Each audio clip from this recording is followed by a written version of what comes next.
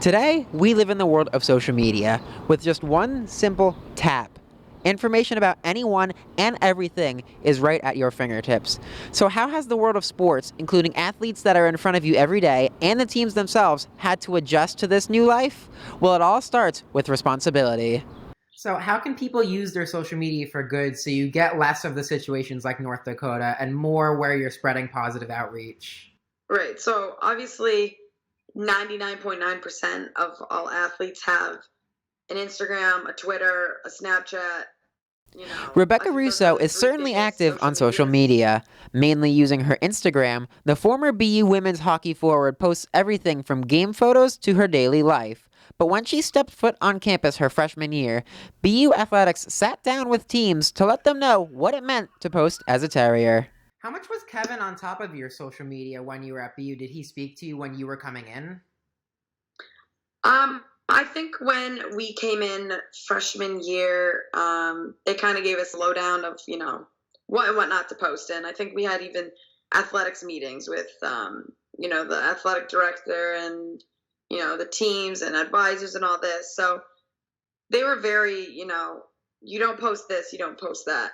Assistant Director of Athletic Communications, Kevin Edelson, knows that the athletic department impresses a standard of excellence on BU sports teams and trusts that their message is getting across to the athletes themselves. How much does athletics monitor their accounts on a regular basis just to make sure that they're maintaining those standards? We're not up at all hours of the night checking out their social media accounts, but we do try to make sure that, if anything they say comes across our desk, we're aware of what's going on. And, we're lucky at BU that most of our athletes, if not all of them, are very good about social media and very good about making sure they don't post anything offensive or controversial. One example of a positive social media impact is field hockey midfielder Allie Renzi.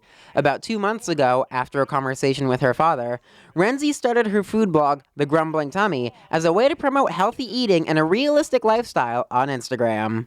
How supportive of your teammates of it? I know Taylor Blood does some photography for it as well.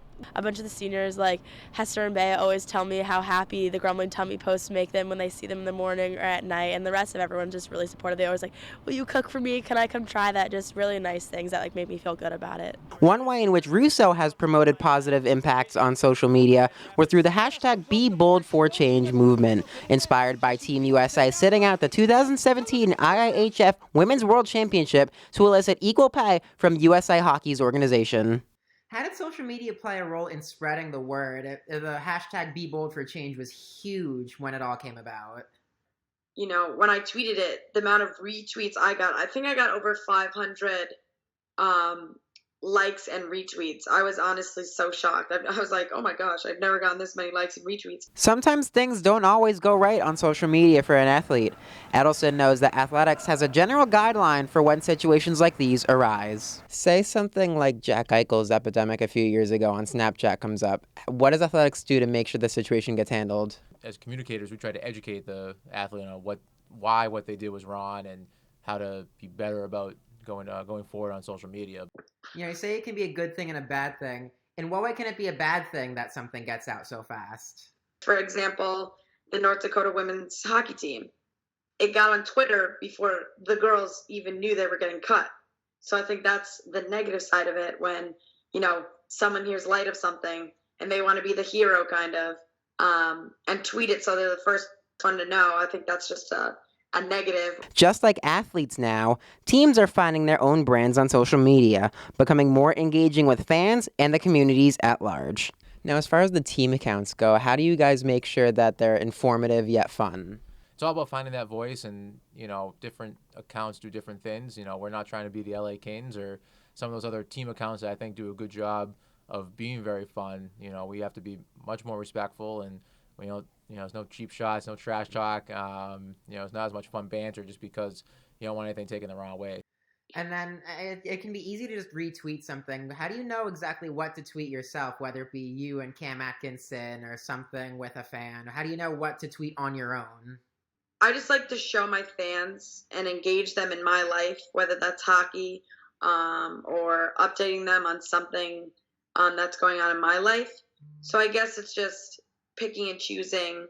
More so now that in the NWHL, I like to tweet a lot just because it's a different fan base than Instagram.